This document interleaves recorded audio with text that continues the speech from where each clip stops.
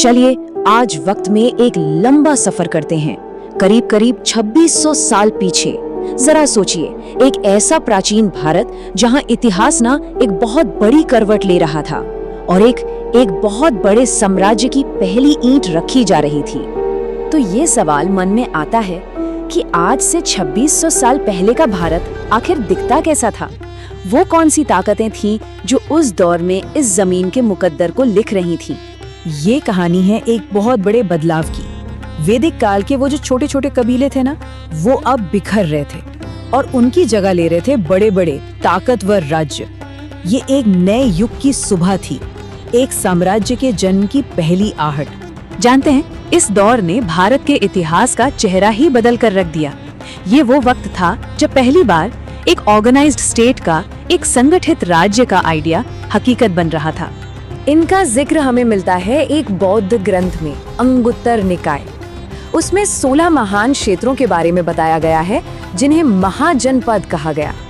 लेकिन ये सिर्फ राज्य नहीं थे, ये तो सत्ता, संस्कृति और शक्ति के, आप कह सकते हैं, धड़कते हुए दिल थे। तो आखिर कौन थे ये 16 महाजनपद? इन्हें सिर्फ राज्यों की तरह मत देखिए, इन्हें ऐसे देखिए जैसे ये किसी बहुत बड़े ड्रामा के 16 किरदार हैं जो इतिहास के मंच पर एक दूसरे से टकराने ही वाले थे। सबसे पहले बात करते हैं काशी की, जिसे आज हम वाराणसी के नाम से जानते हैं। ये सिर्फ एक राज्य नहीं था, बल्कि ज्ञान और शिल्प का एक ऐसा चमकता सितारा था जहाँ के सूती कपड़े पूरी दुनिया में मशहूर थे। फिर आता है गांधार, जहाँ दुनिया की सबसे पुरानी यूनिवर्सिटीज में से एक तक्षशिला थी। जरा सोचिए तो, उस जमाने में दुनिया भर से लोग यहाँ ज्ञान की तलाश में आते थे। ये प्राचीन दुनिया का एक तरह से टॉप एजुकेशनल हब था। और वहीं दूसरी तरफ था अवंती, जिसकी मिलिट्री पावर यानी सैन्य शक्ति का लोहा सब मानते थे। और मजे की बात यह है कि उसकी ताकत का राज भी लोहा ही था। यहाँ की जमीन के नीचे लोहे का वो खजाना था जिससे उस युग के सबसे घातक हथियार बनाए जाते थे। और फिर था कंबोज। इसकी असली ताकत जमीन के नीचे नहीं, बल्कि जमीन के ऊपर दौड़ती थी। वो थे इसके शानदार घोड़े। पुराने जमाने की लड़ाइयों में जिसके पास अच्छी घुड़सवार सेना होती थी, जीत उसी की होती थी और कंबोज के घोड़ों का कोई मुकाबला नहीं था।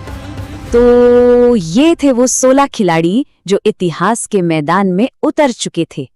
इस लिस्ट को जरा देखिए, हर नाम के पीछे एक कहानी है, एक राजधानी है और एक अपनी अलग पहचान है।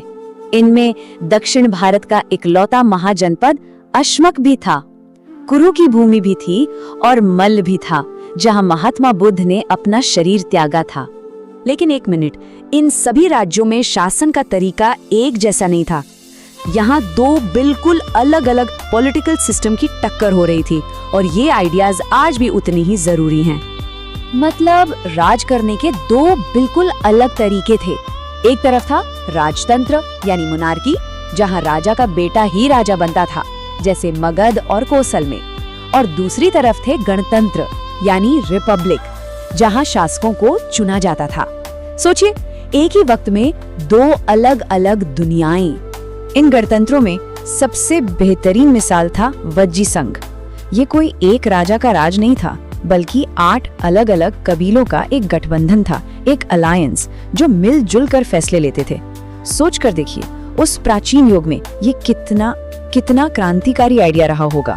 लेकिन जब ये सारी ताकतें आपस में टकरा रही थी, तो एक राजा था जो चुपचाप धीरे धीरे सबसे आगे निकल रहा था। वो था मगध। अब कहानी है मगध के सुपर पावर बनने की। सवाल ये है कि आखिर मगध में ऐसा क्या खास था? 16 शक्तिशाली राज्यों की इस दौड़ में सिर्फ एक ही चैंपियन बनकर कैसे उभरा? इसका जवाब ही हमें भारत के पहले साम्राज्य की कहानी की तरफ ले जाएगा। देखिए, मगध की जीत के पीछे 3 बहुत बड़ी वजह थी। पहली, उसकी लोकेशन। राजधानी राजगृह 5 पहाड़ियों से घिरी थी, मतलब एक नेचुरल किला जिसे जीतना लगभग नामुमकिन था। दूसरी वजह थी लोहा। उनके पास लोहे की खदानों का कंट्रोल था, जिससे बनते थे उस जमाने के सबसे बेहतरीन हथियार और खेती के औजार। और तीसरी और शायद सबसे बड़ी वजह, उसके राजा। एक के बाद एक ऐसे शासक आए जो सिर्फ ताकतवर ही नहीं, बल्कि बेहद चालाक थे। मगध की ये जीत सिर्फ एक राज्य की जीत नहीं थी, नहीं, ये एक नए चैप्टर की शुरुआत थी। इसने उस नींव को रखा जिस पर भारत का भविष्य खड़ा होने वाला था। इन 16 राज्यों के बीच जो सदियों तक लड़ाइयां चली, जो संधियां हुईं, जो धोखे हुए, उस सब ने मिलकर एक बड़े राजनीतिक बदलाव के लिए जमीन तैयार कर दी थी।